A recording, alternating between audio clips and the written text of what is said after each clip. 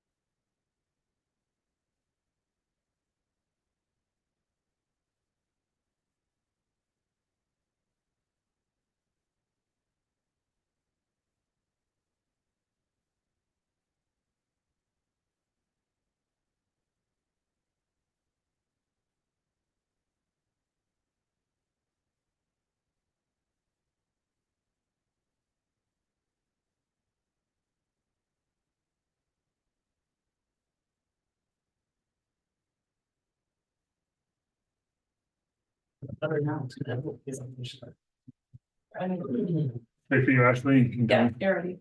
Good to go. All right, so call the June 13th, 2024 Community Building Subcommittee meeting in order. Quick roll call. Councilor Broadman. Here. Councilor Mendez. Here. Councilor Norris. Here. Anyone for public comment today? Not seeing anyone. We'll move to the next agenda item, which is approval of the May 20th meeting minutes. Move to approve. Second. All in favor? Hi. That was easy. Thank you. All right, and then moving on to the agenda items. So we've got two items for discussion. One was the carryover from the last subcommittee meeting in May around speed limits. And actually, the timing of this worked well. One, we were able to get Janet here, which is always good. Second is building off the public safety roundtable that was discussed on, that was Monday, right? So when with that discussion, really it's more of a conversation. We want to make sure we can dive a little bit deeper probably into topics and questions around that, because the presentation that Jan will give will still be pretty similar to what was presented Monday, but I think we can get more in the nuances. And then after that, Ryan will come up and just give a quick kind of follow-up update and thoughts on standards and specifications, next steps, just kind of building off of that conversation, especially in the world of all things transportation. Sound good? Great. All right, so Janet. We were talking about maybe Ryan going first since it's shorter, but we could do either. We can totally do that. We can flip it. So It all depends on the slide deck. doesn't, well, Brian's conversation is pretty quick, so we can just let Ryan go first. And then Janet gets all the rest of the available time. If I can figure out. It's not well for me. So, as a. Oh, Just, maybe it is in the order Russ We, mentioned. well, it's not, but we had a couple just preview intro slides, which I Perfect. think we can zoom through real quick because you're all familiar with just kind of setting. This is all based on the comprehensive plan that set the vision, the transportation system plan that tells us what capital projects and programs we are going to be working on for the next 20 years. And then why safety focus, the council's transportation goal really is about creating transportation systems that provide safe and convenient travel options. And then we talked a little bit at the public safety meeting about the 3 E's. So today we're focusing more on the engineering end of it. Can I just add to that? Well, you Something I think may. we've missed when it's on this level, when we're talking about policy that we've missed. And we've said it, but it's not written into the goals, is the disproportionate impact of traffic accidents on communities of color, people experiencing homelessness. I know we talk about it a lot with staff and Yeah. at the policy level, but I'm hoping when council sets the goals next year, we can remind ourselves and as counselors, like that is, we only have a few things we really do at the city, transportation planning, police, fire, and transportation is like one of the most, it's the front line of equity for people who are really experiencing disproportionate impacts. So I just think it's good to remind ourselves of that too, as we still see in Oregon, like a high disproportionate rate of pedestrian fatalities for Black people, Native Americans, people experiencing homelessness. Thanks. good point. We'll add that. Thank you. And then as we're having a discussion, the question is like, all right, what are you going to do? When can you do something with that? And so we're having a number of opportunities coming up. The automated enforcement program is being discussed. We're working on different education campaigns. And then the different engineering items are the Go Bond capital projects that are coming up for design, the NSSP projects, the design standards update, and which Ryan's going to talk about a little bit, and more conversations to follow. We'll be doing a safety plan update this fall.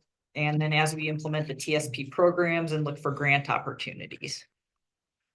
Now, on Perfect. to Ryan. Okay, so as a follow-up to the last community building subcommittee meeting where we talked about our current public engagement process, we've taken some of this feedback as well as some of the feedback we've gotten from the community and others.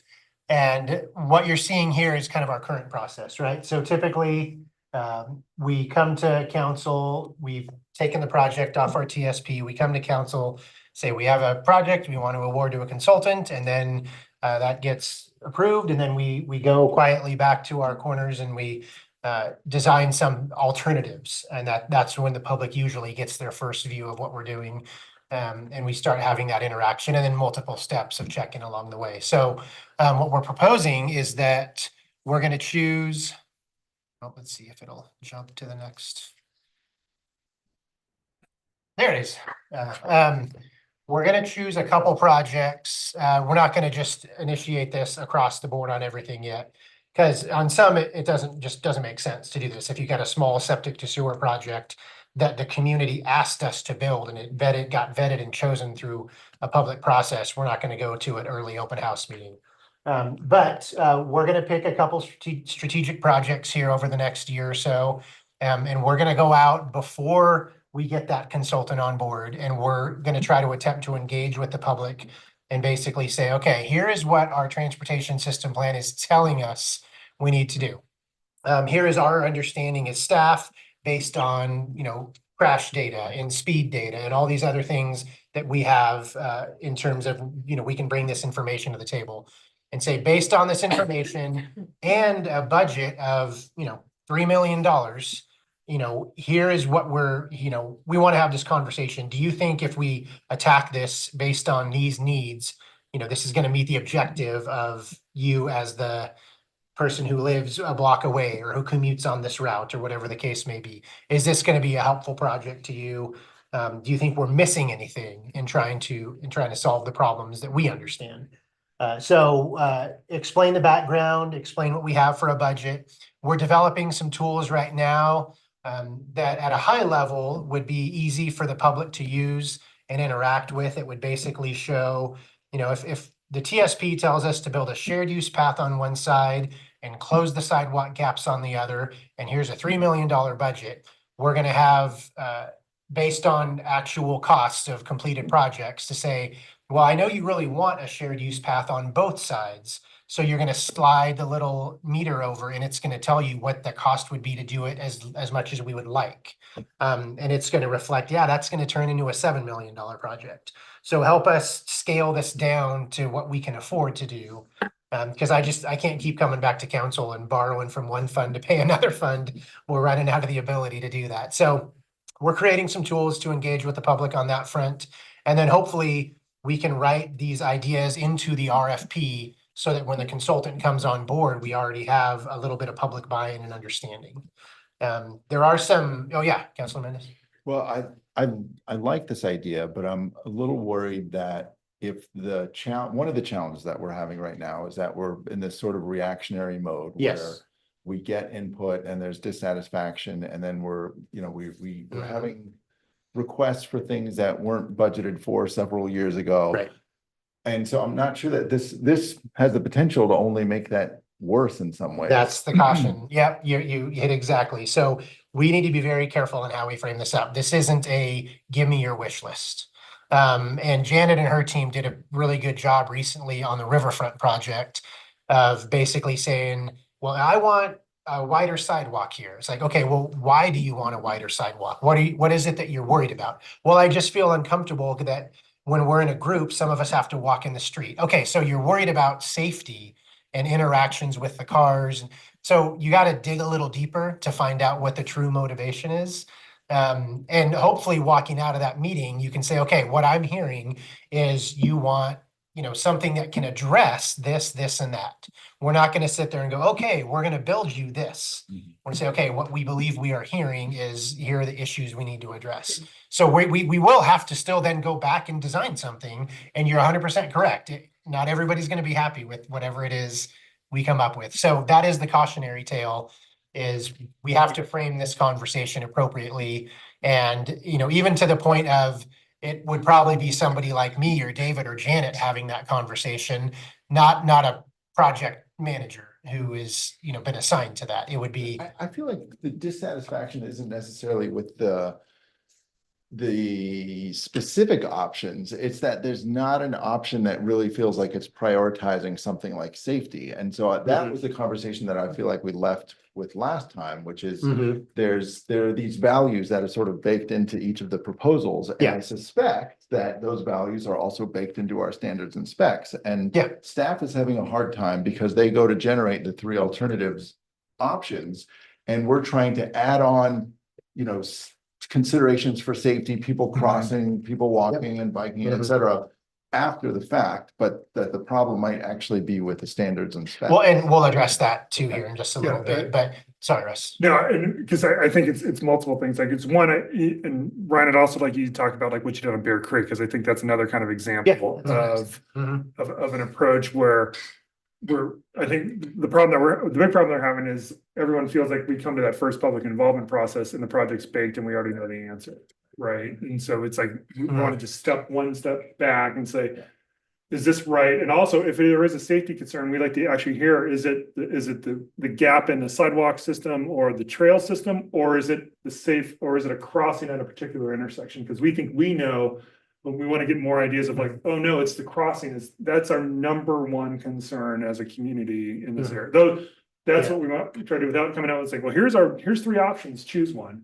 And also, I think with the scale of dollars, making sure that we frame, like, does everyone agree we have a problem that we agree that we need some type of fix here, yes or no? Because if not, then we can go back to council and say, we'll pull the money and we'll go somewhere else. But if we do, let's make sure we've got a common understanding we're trying to fix and the trade-offs in that conversation that occur. So, and you're both right. Those conversations are occurring already. They just happen to be happening after the 30% is shared with the public. So the idea is if maybe we can have these earlier, it will reduce the amount of, schedule delay and additional costs once we have these alternatives. And it's another, thing that we need to better explain. We don't just come up with 3 designs and say, here you go. Like, we vet 20 or 30 different design concepts and weigh the pros and cons of each and all of these, and then narrow it down to the ones that we say, okay, this meets the intent. So let's then go share those with the public.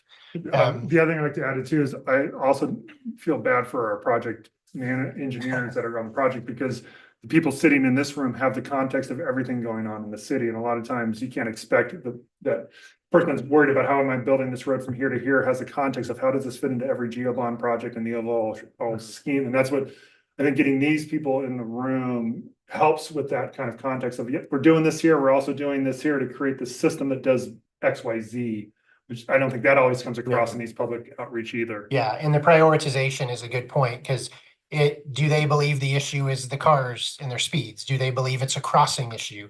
Do they believe they're worried about trees getting cut down? And, everybody's got a different set of priorities. So we want to try to capture as much of that feedback as we can. So again, we're not just carte blanche going to start doing this everywhere on every project, but on some appropriate ones that we've got coming up, we're gonna try this early outreach and just gauge how it goes. And we'll continue to work with Ann here and make sure that we're doing this in a way that is going to be well received with the public. So Bear Creek is a good example and when we presented those alternative analysis to the community, we said, okay, here's what we can do within budget. It's a shared use path on the north side. And that's basically it. Like, that is our budget. It's Bear Creek and 27th, but with a focus on Bear Creek. And then we showed a different alternative, which was a shared use path on both sides. And we showed what the cost would be to do it on both sides. And that seemed to resonate with the public to go, oh, we do really want alternative B. Like, that's our goal. And we're like, yeah, it's ours too. But that's double our budget. And so that seemed to help people go, okay, then let's at least do what we can today. And we're saying we'll keep the south side shared use path, in our thought process as we move forward and other funding becomes available. But that seemed to help kind of set realistic expectations along the way. We still have things that we would love to do on the south side, and could we squeeze in another 1,000 feet of missing bike lane here? And we'll try to get creative and do that, but making sure that everybody understands we're not just gonna, it's not a wish list. It's not like, hey, here's a blank slate, tell us what you'd like to do, and we have a blank check. So we'd be happy to go do that. So that's, Yeah, it's good. yep, let's jump to on the standard and spec side. Oh, sorry, I totally talked through this next one. I think we hit, yeah, you can go to the next one. I think we hit most of these points and I just accidentally talked through it on the other slide. But yeah, the goal is to reduce delays during design, which costs more with the consultants. It results in, we thought we'd be able to design this thing in 3 to 6 months, and now it's taking 9 to 12 months because of all the interaction. So have that discussion before you get the consultant on board. Ryan, do you feel like, I feel like one thing that has come out of these prior where we're doing public outreach, I would say too late.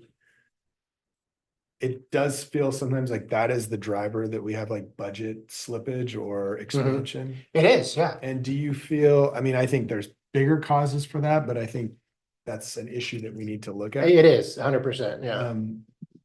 Do you feel like, I think it's important that council is sending a clear message, like we're sticking to budget.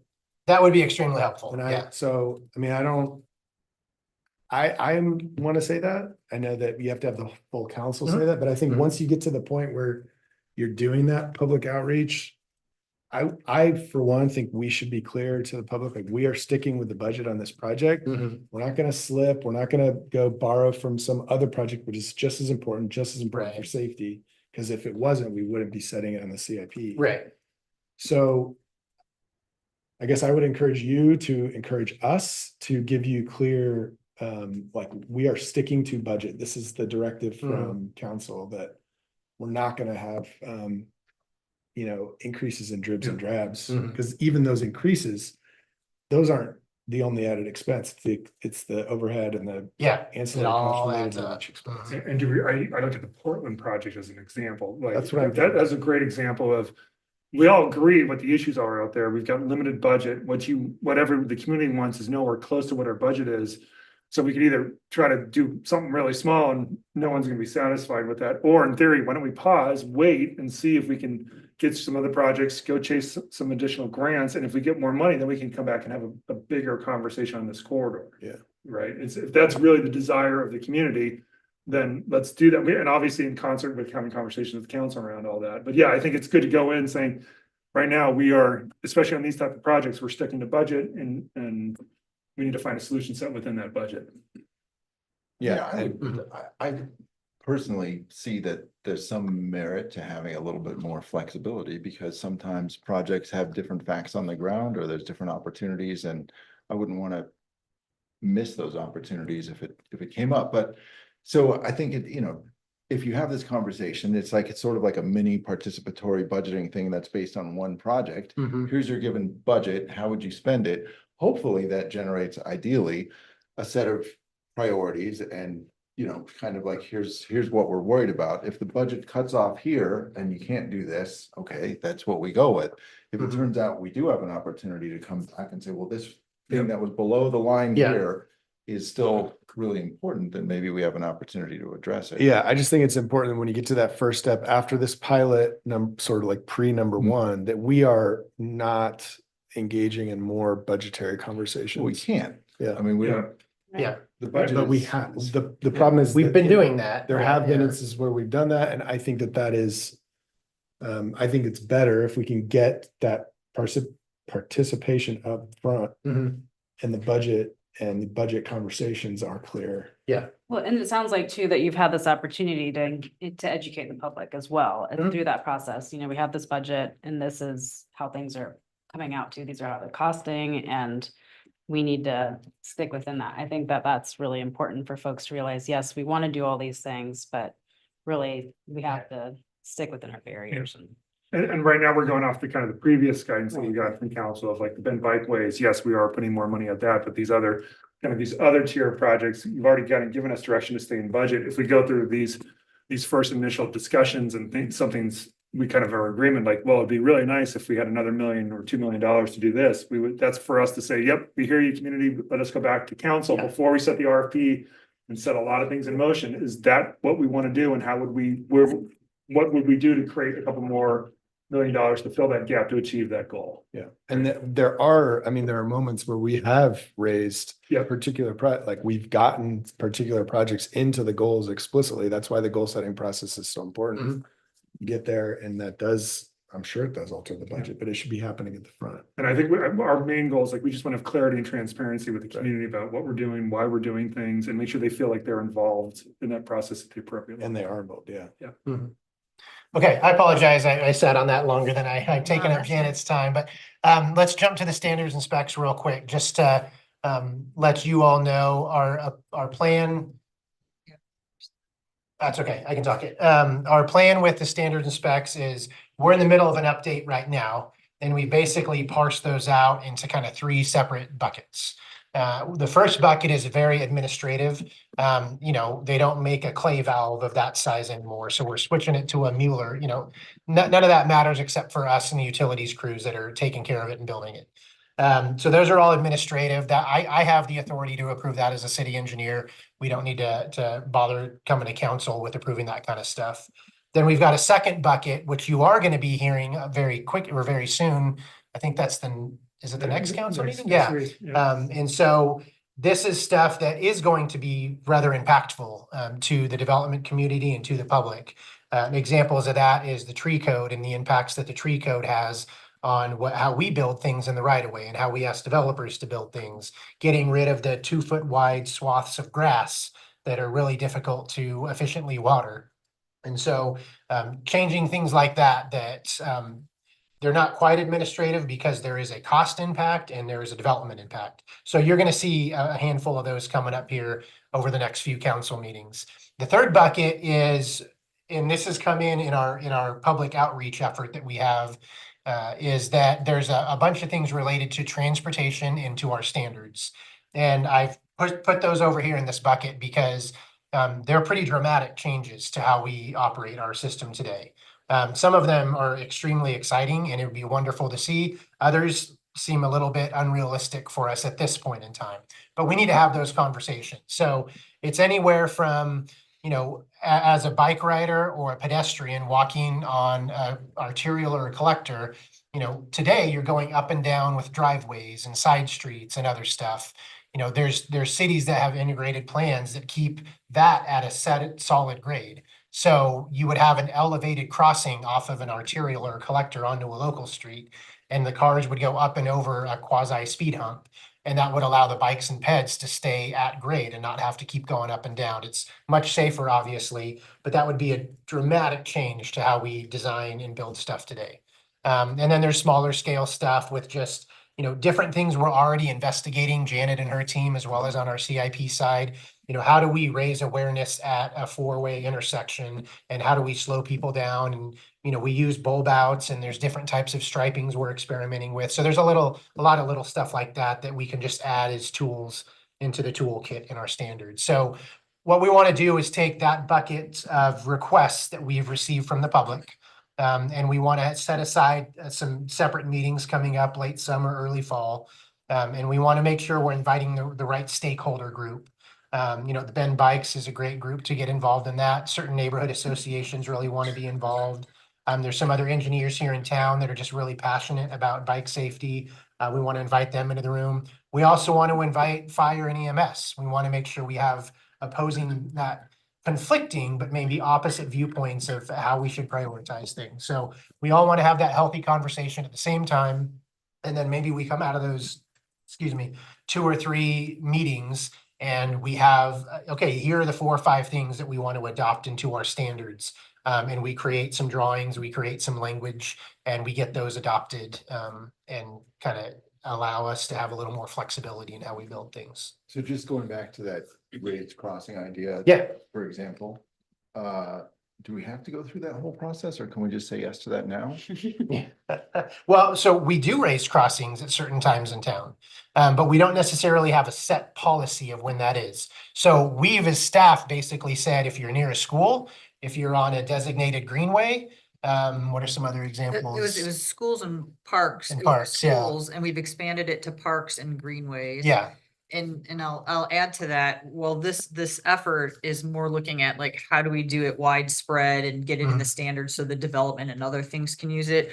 We're looking at these with the projects, Yeah. but there's been different elements that have come up. I don't know that we necessarily used raised crossings yet, but we talked about Portland, right? It came up as part of the discussion. And so we still have the ability to look at them in isolated capital projects. So it's not hold everything till we get them, Right. but it's as far as like the widespread adopting it as a standard, we need to have a little more things in place to make sure we're addressing all our users. I guess with the staff, council can direct us however. you Yeah, like, right, yeah. From a staff perspective, we think it'd be good to have this discussion with the community, have the different kind of stakeholder groups in that conversation to say, totally hear you. There's, you can do this to help benefit one side of the equation. It has this other impact on the other side of the equation, and kind of work through that with that group, and then come back to council saying, this is what we kind of heard. This is the direct, and we got clear direction on these items.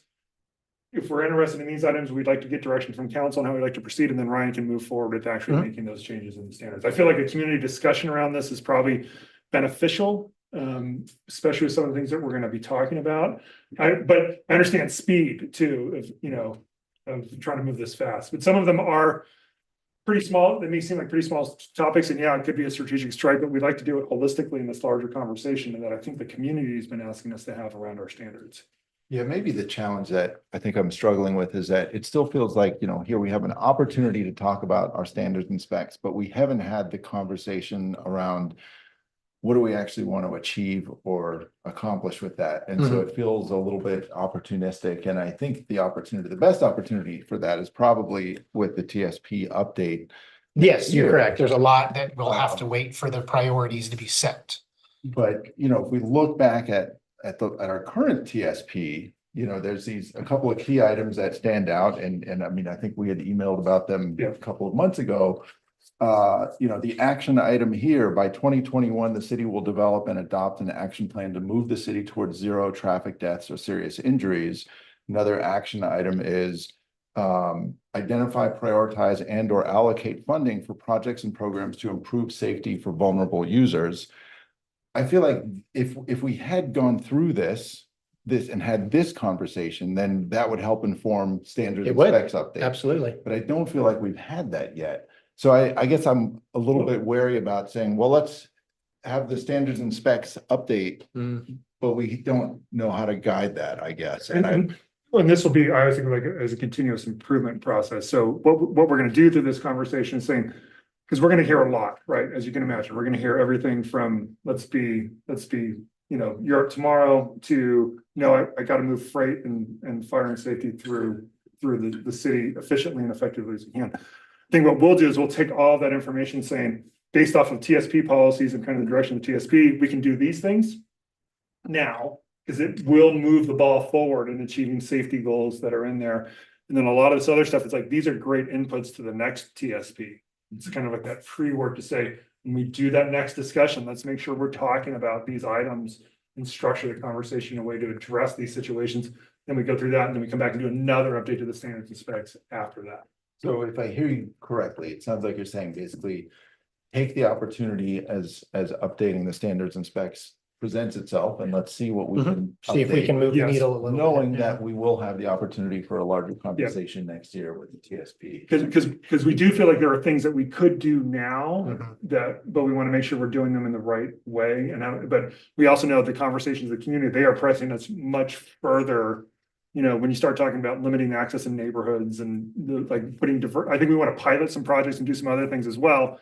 But to me, those are When you more say limit, I think the I know, flip but- side is. limit or just have certain points of entry into Yeah. neighborhoods.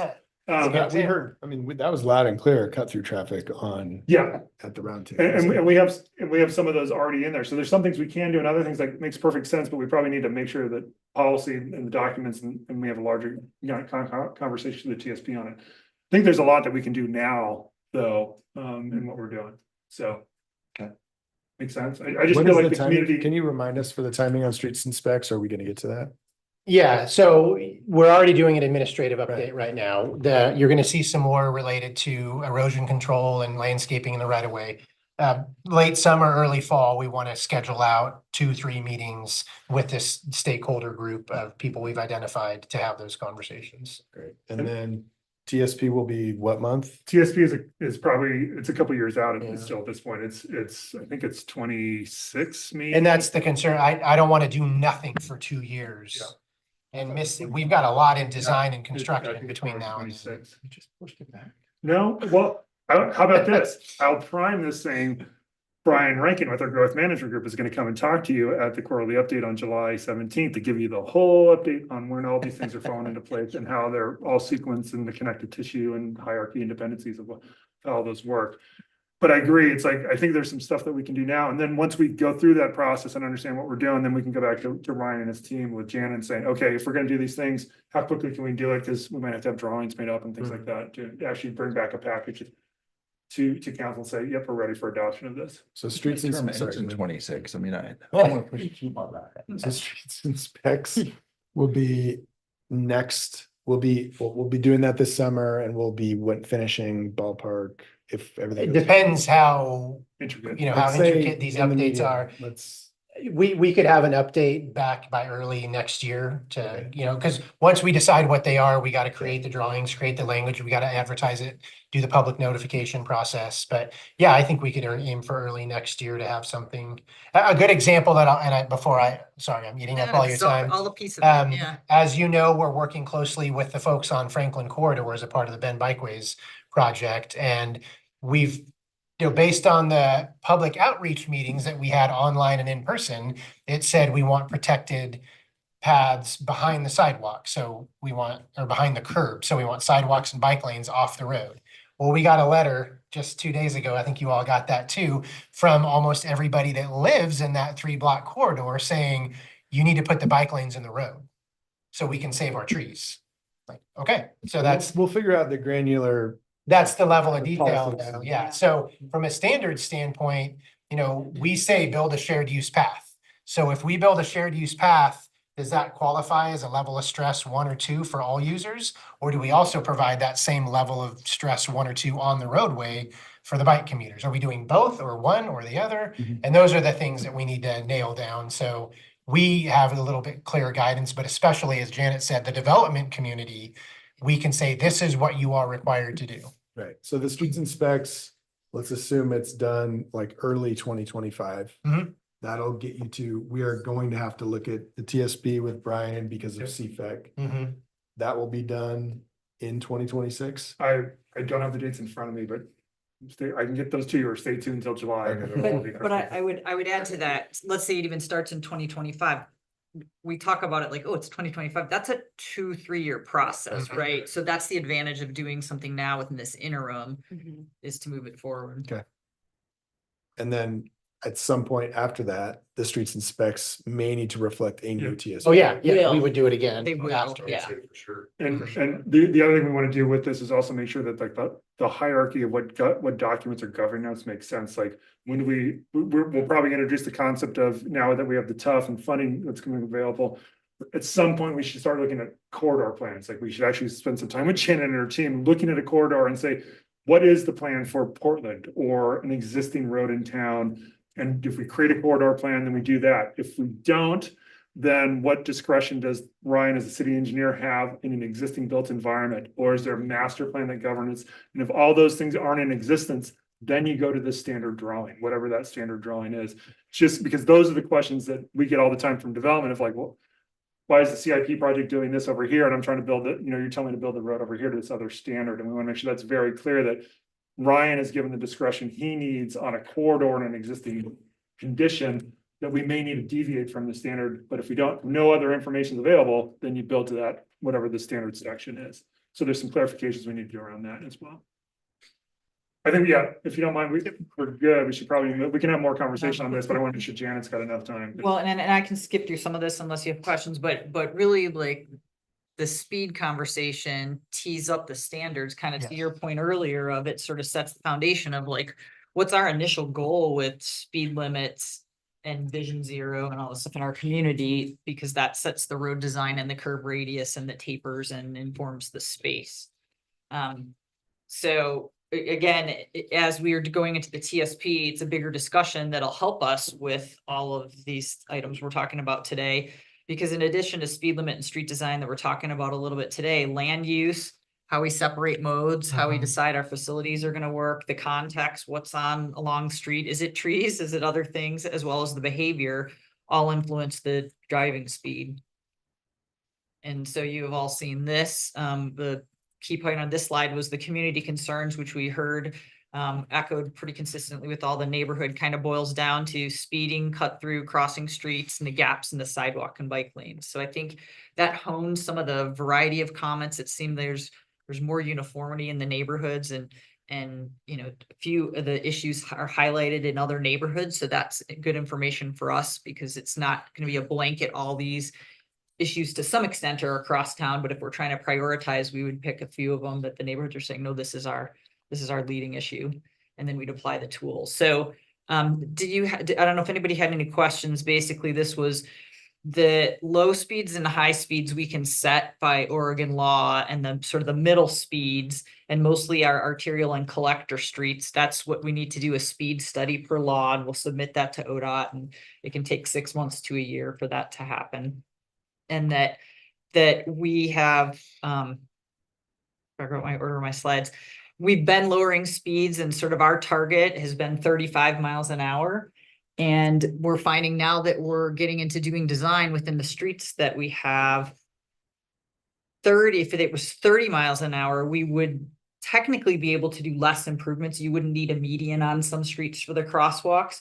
So you could technically meet the LTS easier at 30. However, I believe the feedback we're getting from our community is that might check your box, city, but we still want that median because it makes us feel safer and helps us cross for a variety of users. So I think we'd still be looking at like if we decide we'll switch to 30, I guess the point is I don't think that'll stop us from still trying to widen the streets and put in the median. So it would save us there. Go ahead. I just want to stop some real quick and just ask a question.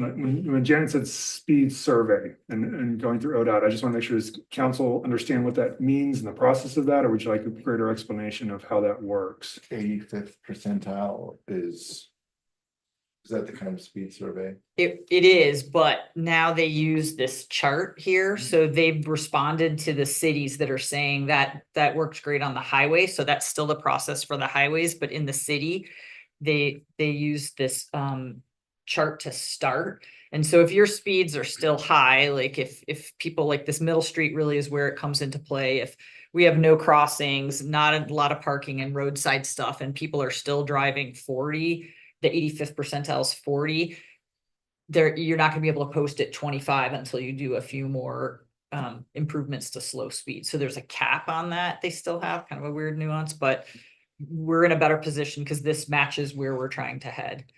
And just to go back to the statutory framework, I was just reading that this year, January 1st, 2024, Aspen started enforcing 15-mile-per-hour citywide speed limits, with some exceptions, 20 on some streets and 25 on other streets, but otherwise it's a 15-mile-per-hour citywide speed limit, which is like parking lot speed. You're saying that we couldn't do that in Oregon? You could not do that unless we changed the law. So sorry, I'll go back to this one. So this is, we can do, oh, I guess that is it. So right now, Oregon is 15 miles an alley, 20 is a business district or school zone, and 25 is the residential district.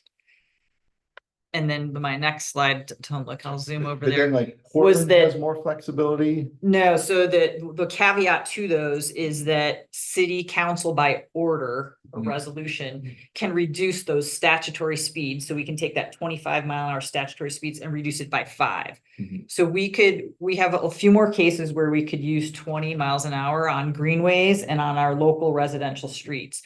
But you can't do I mean, technically, you can't do a citywide speed zone. You have to do it by streets. You have to list all the streets, and we'd have to put more signs up on all the streets because the law says you have to post each end of So the we street. would That's have to, doable. if we wanted to hit lower speeds, it sounds like you're saying we would, so like an arterial has a state required minimum. So could we have a It's a- 25-mile-per-hour arterial? You could if it met, if the 85th percentile was 35 or less. Mhm. And the conditions, there's crosswalks and pedestrians and the context supported that. But then we would have to design it differently Yes, in order and to get buildings. drivers to drive that Mhm. speed. But Yes. can we design it differently without having the goal? I mean, how do we, it seems like it's a chicken or the egg kind of problem. Right. Do you And that's, design I first think or- part of this, that's what flips kind of, if we can get some feedback from you all, like, are we interested in, like, right now, we're looking at 35 and 25.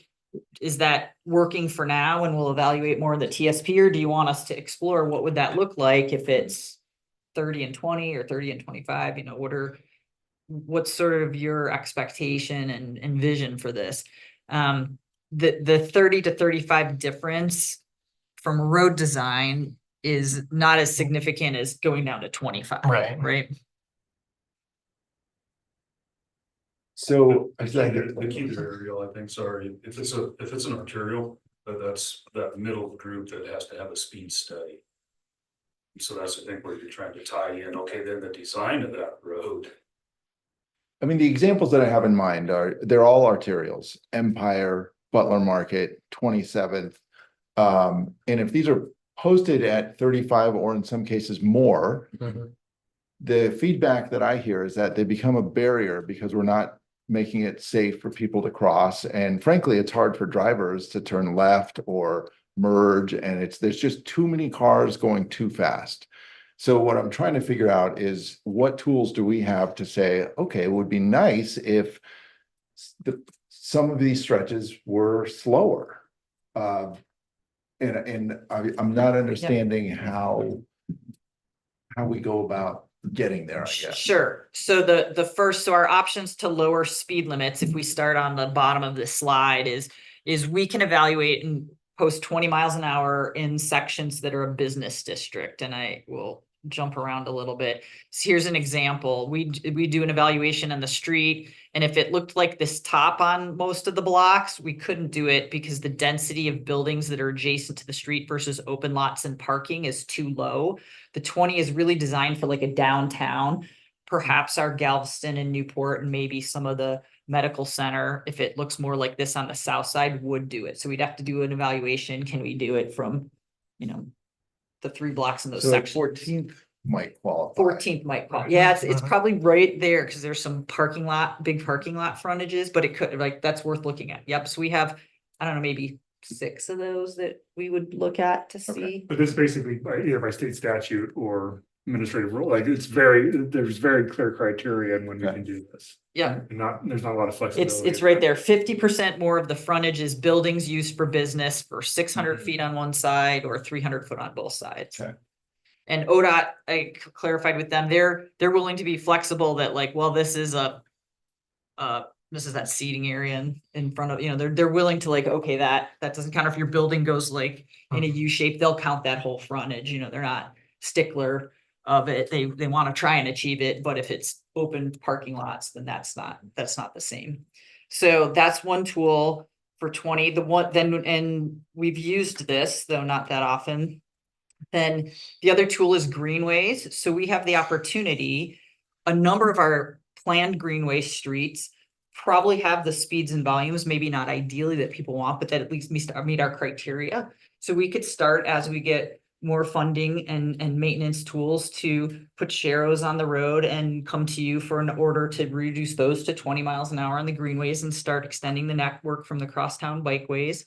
So that's a tool. One we haven't used is the 20 miles an hour in residential areas. And so that's something we'd want to look at, like, how would that work? How do our police feel about that? How would we enforce that? Because I think we're changing behavior too. So we'd need some type of education and enforcement. And that's where the discussion on automated enforcement is luckily kind of on a track. And then phase 2, he was talking about maybe you have some mobile things and could do things in different places. They're focusing on the high crash with that. So this would be another phase if we were to do certain neighborhoods, maybe that had more greenways or crossings. So we'd want to get some guidance on, do you want this citywide or should we focus and target some areas or do a pilot? Yeah, I agree, because I was even on that last one on the business district, like, yeah, sure, we could meet the qualification of the density of the buildings over that distance, go out there and repost it. Even if we went and reposted it today, I don't think what like the email that we received on a certain street today, I don't think it's going to change the character of what's going on too much. So it's in combination with enforcement and how we do that across the city, as well as these kind of what's the built environment and do we need to change that built environment to help influence those speeds. So which do you think comes first? Because like a very effective treatment that comes to mind is on Olney and 6th. There's 2 speed humps in a row. And the feedback that I get from that is almost universally positive. Like people say it's very effective. Drivers feel comfortable with it. It's not very jarring. And for that segment, that seems like that really does a pretty good job of getting people pretty close to 20 when they're driving. But if we were going to make these changes in other places, are you saying that you want to see that kind of treatment or something similar before you make the posted change? Or would you say, let's set the target and then fill in with the treatment? It's probably all of the above, depending on the street, right? Like some of the areas where people have calling about recently, it's on the fringe of town where there's a business district that's got a slower speed next to a higher speed.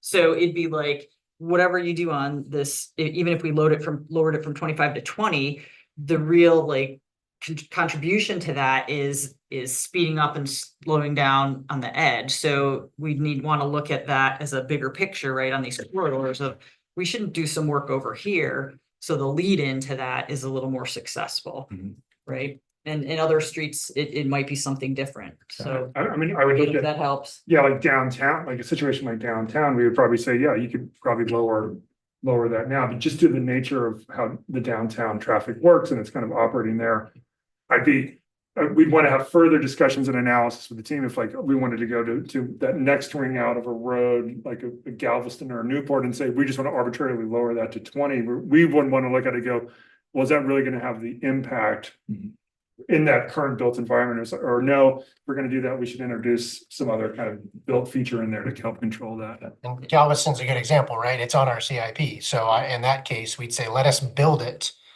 to force the slower speeds, and then you post the appropriate limits. Success will be a combination, I think. And Janet, can you just clarify for the whole group here? On the residential, statutory is 25, so it's not like there's all these signs all over on local residential roads. Right. out of our 900 lane miles, there's 660 of those are residential or 330 center line miles. If council chose to say, you know what, we want all of our residential roads to be 20. Then we would have to go post and sign every block of those 660 lane miles, I think with a sign at the beginning and end. Right? It may not be every block, but like every other block, like a lot of blocks. So it's a Yeah, lot of signs that's not under the possible, current I'm just- rules, right? Yeah. I just Yep. want to set that understanding that. If we're changing it from the statutory, then we gotta communicate to the public. And what we want to do is have Janet, again, kind of, because I appreciate where your concern was, is have her kind of, she's laying the overall framework. Yeah. But then we really want to ask council what problem are we trying to solve? Are we trying to solve the residential streets? Are we trying to solve the arterial streets? And then we can come up with a better idea of like, okay, how big or small of a scope, or are we even trying to, is it certain roads only on arterials, or is it all arterials and collectors in the city? That's that's some of the direction we need, and then we can kind of help Right. formulate a direction on how to achieve that. Where do we start? And I think where all this is headed too is kind of the first line on the slide is, especially as CFAC's coming, I think the DLCD, right, was land use, and the rest of the rules need to catch up. Like, in order to even achieve that, we need to change this and we need some better tools. So starting the conversation now as we're lobbying and having conversations with the legislator, that we need a citywide 20-mile-an-hour tool. We need some different tools that we can use with slower speeds. I have a question. Where does road width come in? Especially, I'm like thinking on the residential. I mean, some of the nicest streets that I can kind of think of are these narrow residential streets, tree lined, and they really cause a slowdown in speed because of their width. Yep. And I just think that's interesting as we discuss CFAC and densities and trying, you know, our priority being housing. That's just a thought and a question, I guess. It is, and that's Mhm. part of all the factors they evaluate for that middle category when they're doing speeds. The residential street, what's interesting is it doesn't matter from the law and the posting side, it's 25, no matter how wide or narrow it is. Right. But it matters a lot from the result side of what we're Right. trying to achieve. So that's where the standards and that standards change. We added a 28-foot street last time, so we now have a couple different Right. dimensions that to achieve that as you're working through a subdivision. So Okay. we have some tools for that now. Okay. And Councilor Norris, I think the key here too, sorry, I keep interjecting, but No, good. when you're talking a residential street, Mhm. like we don't, in the capital program, we city do not go build those coming through development. Right. And that's where those standards and specs come into play. Right. It's clear in the policy and the standards and specs on what a development is gonna do. And even in Northwest Crossing, the bulb outs that you see, which are specifically for speed, you Mhm. know, and that was a decision they made. It wasn't, at the time, that development, it wasn't a requirement of our standards and Right. specs, and we're starting to change that. But there's other areas where we got it, if it's an EMS route or something, we may not want to put the bulb out in there, Right. right? Because we also hear on the other side, in some parts of towns, roads are so narrow, they're concerned that like a fire truck can't get Right. through there, right? Or two cars can't pass. And it depends on the density of parking that occurs in there. Can you have, in driveways, can you slip Bikers and- out yeah. and make movements in there? Right. That's all changing, and that's a good example. We had curb extensions in our standards at one point and got enough negative feedback that they dropped out of our requirements, right? So Mhm. now they're. What at did that pool negative vacuum. feedback look like? Why, that was predated me by a number of years, so. Just that there's a lot of problems with larger vehicles making the turns. They were dragging over the ramps, and again, it was also achieving the desired goal of, yeah, we want that friction to slow people down, right? So it's But not friction to the point where a car stops and Yes. has to wait for 5 other things to That's come a great by because example. they're like, I don't know if I can get through there or not. And now that you're saying, I think some of it was like a blanket, so some of them were on curves and other spots or too close to the main where it, you know, maybe wasn't the best tool for that spot, so. So if you have, where we're headed really is to try and get some guidance on, do you want us to expand the use of that 20-mile-an-hour, the business district and the greenways? The other thing, like we can do other little tools of reducing, I think I might have skipped this as we went off on our discussion, was the other way we can reduce speeds is temporary. The city manager, as the road authority, can reduce speeds temporarily during construction or if there's road damage. So we've used this a few times where during construction, there's been like major geometry changes. But not generally as a rule, we have bikes on road, but we don't change the speed limit, so it's difficult. So that's a place where if we're gonna have bikes on road, because we can't always accommodate a bike facility. We just changed our standards, so now you need to. So we're looking at, well, maybe that could be a tool we use during at least construction. So these are a couple ways we can start moving the education and talking about speed more and lowering speeds. And then to that end, you can see all the complexities that lead to us in street things or street design, and with standards coming up, is like prioritizing a speed management plan, which is sort of a subset of that Vision Zero plan. Is that something we should look at that gets more information about what it would look like, and to work with police to get their input on reducing our target goal from 35 to 30, to 20 to 25 on local streets? And then what would that look like in funding to try and change some of these contexts, like you're saying, like if we wanted to change the lead in on some of these areas that we're concerned about that aren't funded in capital projects, which is some of the cases that we have. So I guess let's just stop, maybe pause here for a second, just to ask the subcommittee in terms of, if you kind of just pull way back, what problem are we trying to solve? You know, in terms of I agree, yes, there are speeding issues all around town, different scenarios, different situations. Is it a global concern? Are there specific concerns that you have either with classification and or just specific roads that we are really asking to focus on? Yeah, I think you're seeing the same comments we're seeing, right? Yeah. We heard them on Monday night.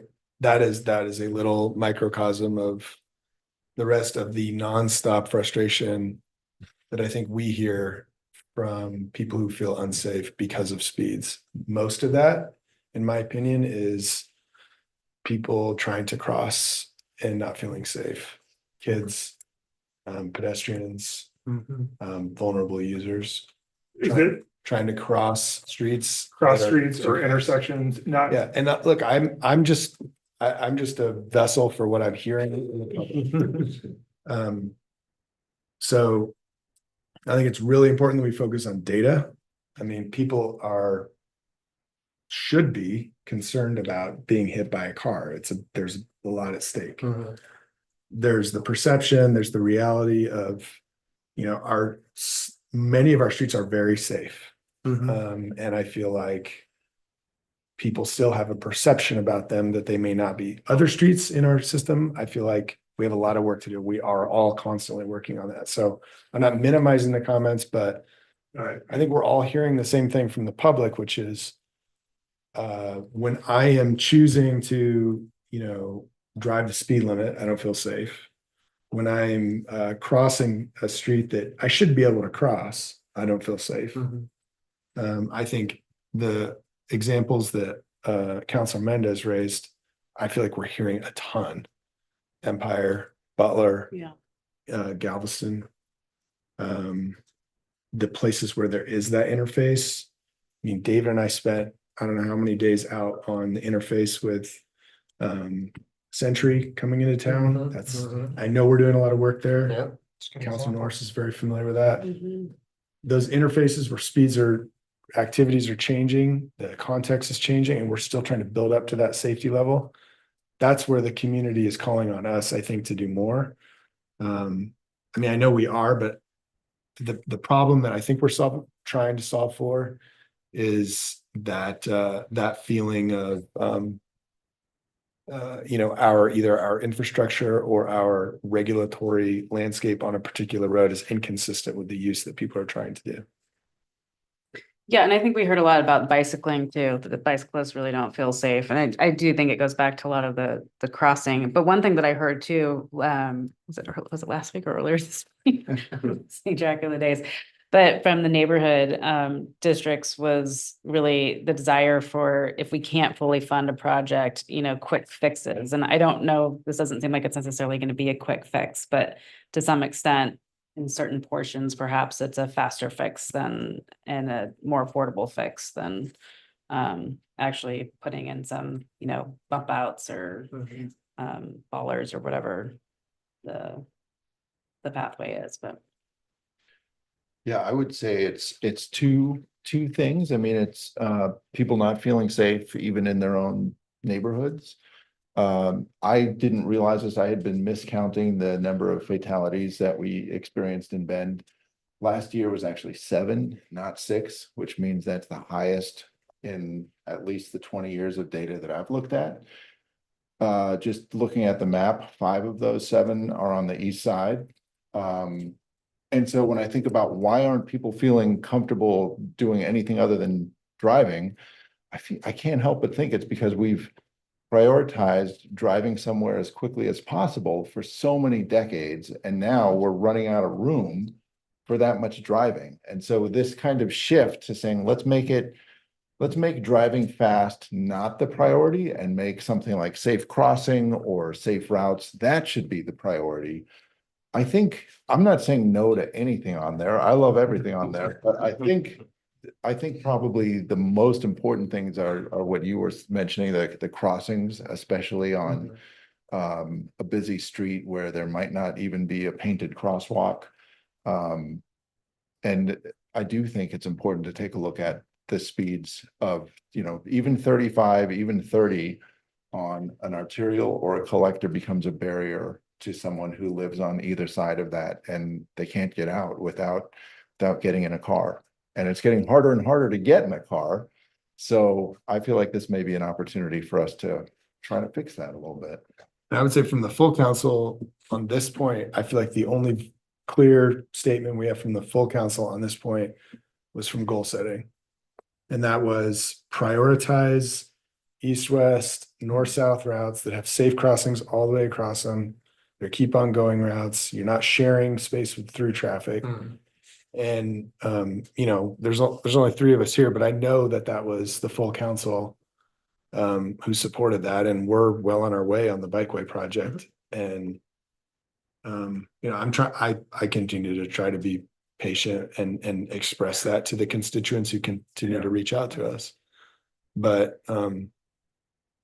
that is not to surrender on and have highways everywhere else, because I think we're doing great work to level up the entire system so that you can get to those crosstown routes. But continuing to focus on those crosstown routes, I think, is the problem. I mean, I think that is the solution to the problem we're trying to fix. I believe that. And all I have is council unanimously approving that goal. Yeah, because from our standpoint, we look at, because we understand, when we start looking at how do we get, the 40, 45s down to 30, that typically is some type of capital investment, design enhancement, or something that needs to occur. So trying to figure out how we prioritize that. Obviously, our main funding source right now is through the GEO bond and the prioritization of those funds. And that's where the focus of the staff has been mostly. And then we have the NSSP projects and things like that, which is kind of getting continued in the bond.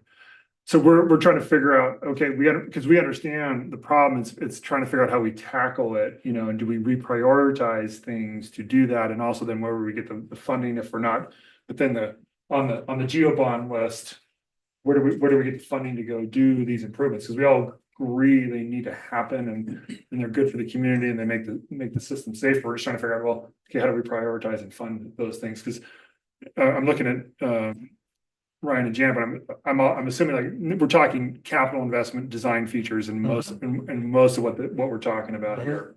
What about what Councilor Norris mentioned, the idea of quick builds? I mean, last year, some more evidence about even just something like restriping with narrower lanes sometimes has an effect. We've looked at that. We've looked at that and seen some success, or. I know and David and Jenna can talk about this, every street preservation project where we know they're going to resurface, especially in collectors arterials, they are looking for opportunities in that. If we get a fresh pallet of black of asphalt or chip seal, or whatever it is, would it make sense? And I've seen, just riding around, I've seen places where there's excess space. They start putting in buffered bike lanes just to kind of create that, which as riding around, I appreciate that, because they're dealing with that existing infrastructure in the best way that they can to manage that. That's a perfect example of a standard change we made a couple years ago. We went from a standard 12-foot lane to a standard 11-foot lane. So everything we are building and development is building is now 11-foot max for a travel lane. So that's the kind of stuff. It's a generational change, right? We can't do this all overnight, but by slowly integrating this stuff in and providing those routes, you'll get that mode shift. jumped up here, Ryan, to make that Yeah. exact example. Well, the standards changed. That used to be 12 for years. We narrowed that down to 11 for the reasons you were just talking about, Ariel.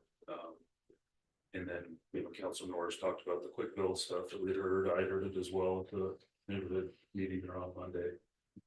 And so I feel like the quick build stuff, my opinion, falls into the tough as that phases in here in the next couple of years, and that we actually can move the needle on some things. Some of the quick build enhancing crossing on an existing built environment arterial collector that we know there's a location that is a problem, and we can make it safer by doing a small quick build enhancement of some sort. To me, that's our TMD and kind of that tough. When you get into the bigger capital that Russ was just talking about, to really, to do a Portland or do a corridor study and really do something different. That's the capital dollars, that's the GeoBond type dollars. Which then longer term, just to engineering nerd out on you here just for a sec. If we're saying as a community, and we can do it within state law, and some of the state laws probably need to change. If we're saying an arterial collector design speed is now lower, 10 miles an hour lower, whatever the number, that then relates into the standards specs, and we're telling everybody, capital improvement project, private development project, that an arterial design speed is now this. That changes the horizontal curves, that changes vertical curves, it changes sight distance, it changes braking distance. Like that's setting that new stage that then has an impact or an influence on new capital infrastructure, but with all of our existing built environment, the quickest, and we're trying where we can, like we're talking about on the street pres. Okay, curb to curb is this, we're not changing that with the street preservation project, but what can we do different? How can we stripe it different? Where can we add a crosswalk and those types of things? So how do we say yes to everything that you just said? But that's you're hearing, right? That circles back to like this. I think we'll be closer with that conversation with the standards, because that's more stuff that we can incorporate in. And to that note, that was a good lead in. We have been designing for slower speeds, right? So pre-2020, the design speed was 5 miles an hour over the speed limit, right? And then we changed it to at the speed limit. And then in 2024, we lowered that. And you can see these are our edits to our current design standards. It was 40 miles an hour for major arterials, but because of that chart that you saw that ODOT lets us do the context, we're using a similar version for us of 35 miles an hour. And this is like the max. We kind of look at it street by street. So there's some that are already 25, or it's 25 on each side, or we can extend it. We're looking for lower speeds. So Yeah, and that goes into what that does is then you go into the design manuals, and that tells you how you can, how tight you can make the radius of a turn or your sight distance going over a hill. And a lot of times that also creates that friction that you want. Sometimes you even, it's called super elevation. Think of a road, a racetrack, right? If you put super elevation on something, people are going to drive faster. And so all that goes, or tilt it the other way. There's some cases where we do have that other way and you don't drive as fast, right? There's a place on Mount Washington where you kind of like, every time it's really icy, you're like, well, I hope I make it around that corner. Yeah. But those are the type of things that are inputs to the engineers where you can create the built environment for that. right. And we'll go back to the speed discussion, but we must be listening at least a little bit, because here was the rest of the slides were on tools, and we got to wrap up. But so look at other short-term opportunities in this window between now and the TSP, right? Where how do we tell a better story? To all your points of like, there are places where it is good. We are doing pretty good, maybe not how we ultimately want. So let's look at our data and tell a better story where our speed limits and speed studies are showing it's not so bad. You may have a couple of outliers. Coordinate with emergency services. That's part of the work that Ryan talked about, so that's not a barrier that we're identifying, like, oh, here's where we have a little more flexibility to implement some of these tools. Do better with the education campaigns, because some of that is teaching people how we've done some crossing things, but how do we have an event or do something to show them, and here's how you use it so you feel more comfortable with the tool. And then how can we identify some quick build opportunities for those four? There we go. So those 4 areas that we talked about that we keep hearing about from the neighborhood. Rescue's coming. So. And there are certain things, and this is where it goes hand in hand enforcement. There are some places where, yeah, you just have a straight road.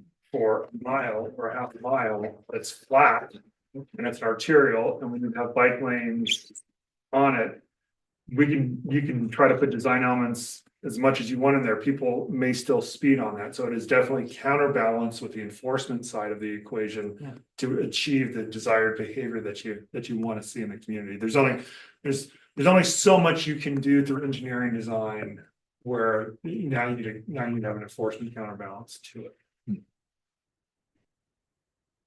What are those squares? So those squares, that's the map, that's our speed radar map. When we do our neighborhood speed radar, those are all the places we've collected for 2 weeks, some speed data.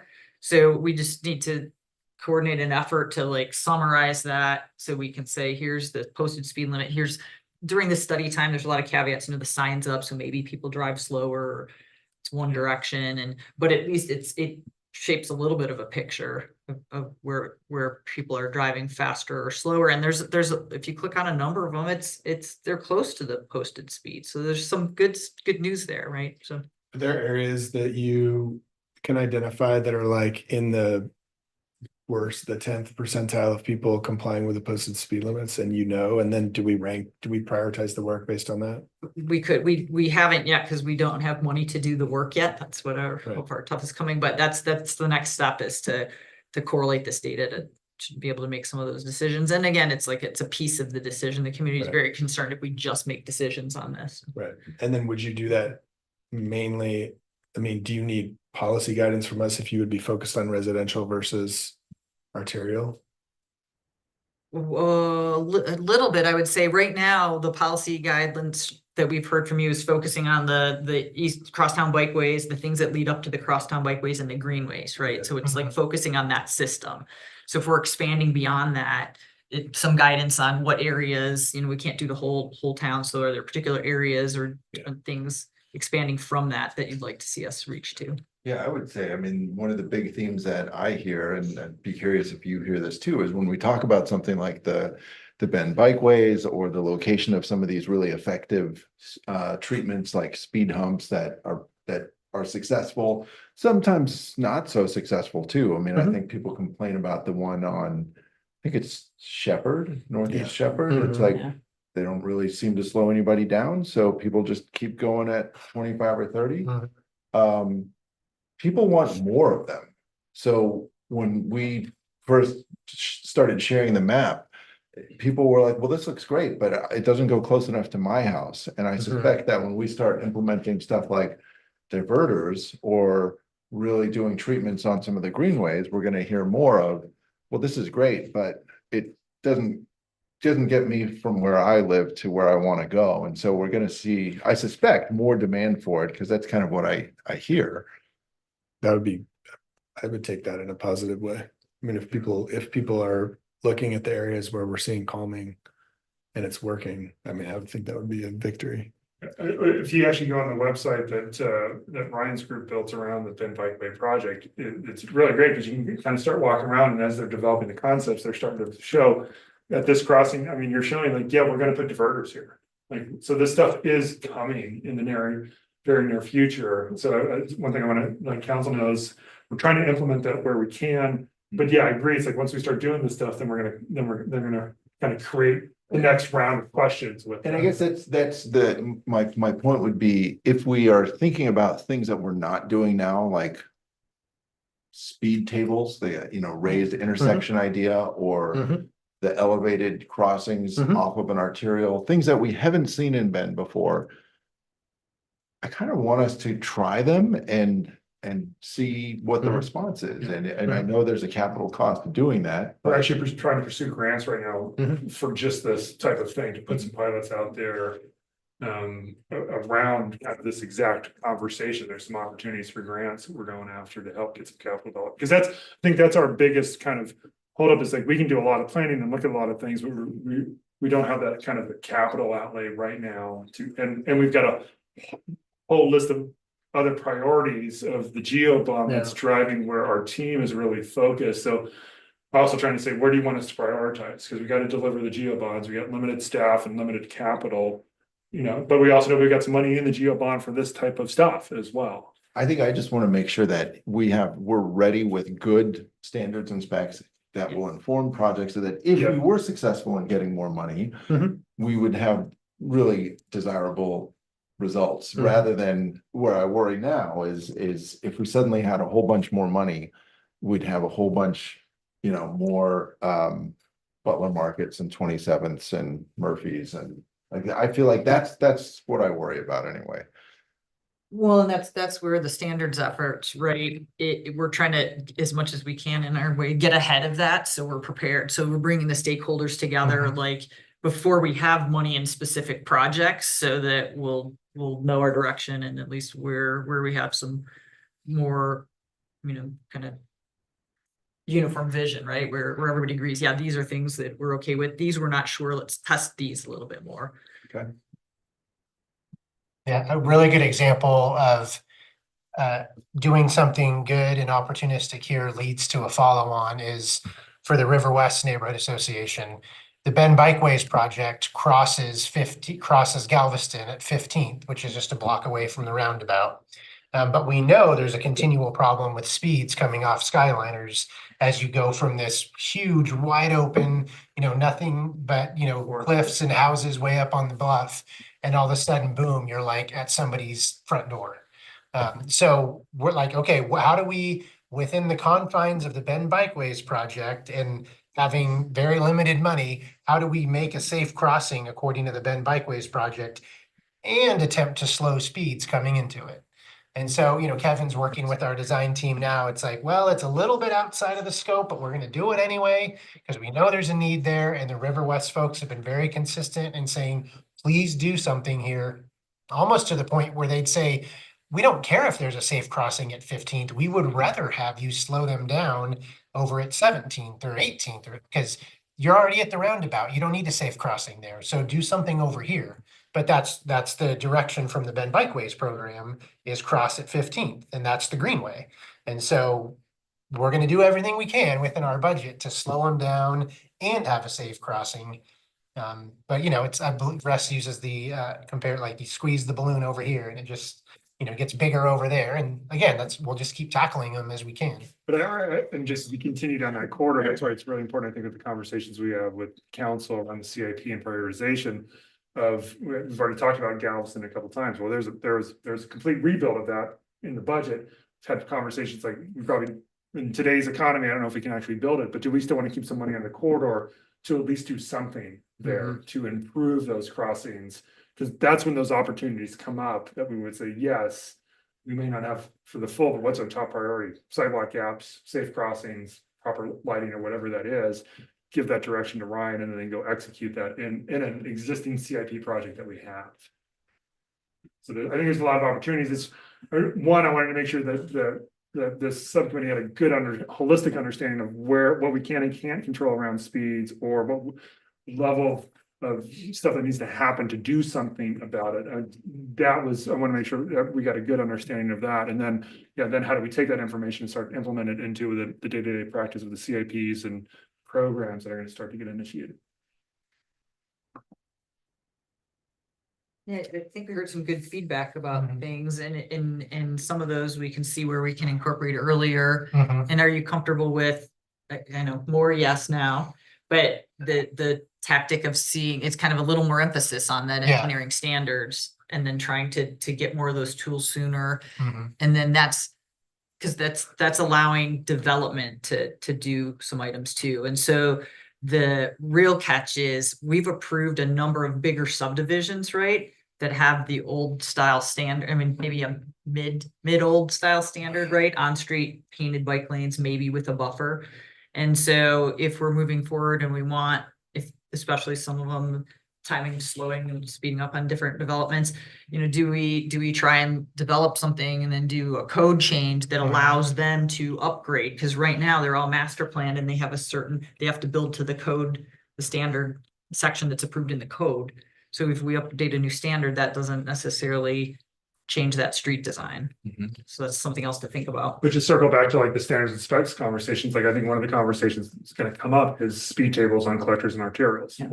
Is that appropriate? In what condition, in what location, and why? So that's where you can start to see that immediate impact. Because if we can work through that conversation, work with council, get it in the standards and specs, then we can actually look at we can implement those faster, and those are in some areas and not as costly as a major big infrastructure. We want to make sure the design of that speed table works for the desired effect of not only on that classification of street, but achieving the speeds where people just, it's not it's just a little ripple on them, right? But on the count and then making sure like we at least hear from public safety in terms of their concerns, so that when we make those type of decisions, we're aware that, yeah, it may sacrifice a little bit of, time on getting a fire engine through there, but that's an acceptable standard to achieve those other goals. Maybe I heard a little bit of like focus on crossings, right? Yeah. That's if we had to prioritize some stuff, that would be an area. Yeah, I mean, I don't want to take the looking at lower arterial or collectors off the table either, because I feel like those become the barriers, but people travel along them and at some point they have to cross them. So whether we say, well, it's just crossing gets hard because then, like you were describing, are you talking about 15th or 17th or? Right. Well, if people are actually going a more manageable speed along the whole corridor, then the exact location is less important. So I find that pretty attractive.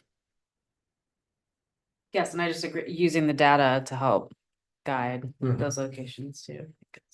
I can tell you, sometimes even if someone's driving 25, it seems like, like when you teach your kids how to drive, Yeah. 25, if your kid drives, it seems like you're going 80 sometimes, right? Or the road that you're on, 25 seems awfully fast as well. So it's a constant struggle to figure out like, what's the right balance of these different things. Yeah, I mean, I think an example that we had last year was, I teach at OSU Cascade, so it's familiar to me, but when we had, I think some students wrote in saying, we don't feel comfortable crossing, I guess it's Century right there. And essentially we're like, well, we have 2 pedestrian islands and they're painted, so there's nothing we can do. But I use that every day, and honestly, it's terrifying because cars are going 35 at the posted speed limit. Mhm. And it just, you have to cross more than 2 lanes because the medians add to it. And I feel like we don't have a good response to them because we say, well, we've already done it. So, but if we could say now that there's a big apartment building going in there, there's going to be even more people Perfect, coming yeah. in. I feel like it becomes even more motivation to say we should take that more seriously and make it easier so that whether you're parking across the street and walking across or commuting, it's a little bit easier and less anxiety. Yeah, and I always, because it's always that struggle of, well, we need to have 2 11-foot lanes and 2 bike lanes through that corridor, no matter what we do, and we have the built environment with the median in there, so there's only so much, we can maybe able to trim a couple feet off of that distance, and we're still in a mid-block situation, right? And that's where to me, sometimes that enforcement comes in, and this is total hypothetical for just the conversation. Well, if there was police out there every day because I was driving down 27 and I saw a cop turn around, it was high school graduation, and someone did not stop for someone wanting to cross 27th. I saw the cop immediately turn around and go put their lights on. That's the other half of this, because that, again, engineering can only take it so far. But if you have targeted enforcement, you also start to get to that behavior as well, right? Because it's like, so I don't know how to balance those 2 things. They're competing. But there's a limiter, especially it's like, well, if we're having a mid-block crossing and in theory, you've got roundabouts on either side, those cars are going 20, 25, whether or not they're stopping the way they're supposed to for that crossing or not. That's not an engineering Well, question. there, I think it's 35, which is the problem. Yeah. Because they're not going 25. So it would be nice to have the tool to say, even though this is an arterial, maybe 35 is too fast. In fact, it's not even maybe, I think it is too Well, fast. it could be, and also OSU needs to build they're gonna build a mini roundabout across from the wall, I forgot that other entrance, and so now That's you're gonna change it. that's gonna change the dynamic because you're gonna have people coming out of 2 roundabouts heading into that in a lot closer proximity. So that may actually be a place where you could lower speeds once that other roundabout is built, right? It will be. Yeah, Is it right across from that apartment building, the new build? no, it's, Just north of that new building Oh. they're building. There's that, kind of weird hidden Dead access end, that goes up into the OSU Right, property. right back Yep. where croutons, I don't know what it is now, but where the old croutons used to be, there's a road Yeah. that cuts right through there. Yep. So, other questions on, hopefully this was targeted to the council request of what you, hopefully that's the information you're seeking in this conversation. I know it's like, what do we do with this? Another next round of this. Yeah, no, I wanted to try to get us away from the one-off project by project focus that has been frustrating and led to Mhm. cost overruns. Mhm. And I feel like, you know, we can be opportunistic about looking at some standards and specs changes that, Mhm. that as we're able to, and then to have the bigger conversation in the TSP. But I feel like I wouldn't say no to anything that was on the previous slide, but the priorities would be, the other one that wasn't on there that we heard the other night was the cut through challenges. But crossings, arterials, especially, I think. So let me, because Ryan, I'm put you on the spot here, but I'm just trying to think of like, Mhm. when you look at what we have in our CIP, what we have in the geo bond list, obviously. Like more of a midterm is we're ramping up with the tough now to actually create the programs and some of the capital money to actually do some of this kind of more localized, smaller improvement stuff. Is there anything within the existing geo bond capital that if we wanted to focus money here, we could?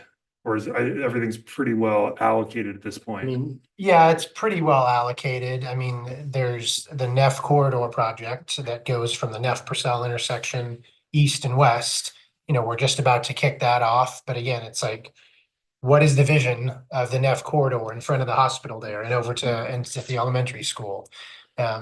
It's, you know, we're open to whatever would work best there, right? So does that potentially include a crossing of Neff somewhere by the school that's elevated? Sure, good. You know, those are all options that we can explore on our projects. We've got a lot of them that are just right in the heart of design right now. Between Ben Bikeways and Bear Creek and 27th and Butler Market and Olney and all of these. That, to your point, and I appreciate you stating that, Councilor Mendez, but we're kind of we're doing what we know as engineers is best, and we're trying to design the safest thing we can within the budget we have. It's not to the level that I think we would all love to do. But it's gonna make a big difference, when these things are all done and built. It's gonna change the way people travel. But it just, Hold you to it. yeah, please, yeah, no, I mean, and I wish I could do it quicker, but it takes time, and it's gonna take, you know, the Geo Bond is a 10-year program. And so we're working heavily to get this stuff delivered and built. Well, thank you. Yeah, no, appreciate good conversation, appreciate the input, comments, and obviously still build into further conversations and as we move forward. So, Sounds good. Thank you. any other closing remarks before we call for the day? I don't have any. All right. Thank you. Thank you, Councilors. Thank you.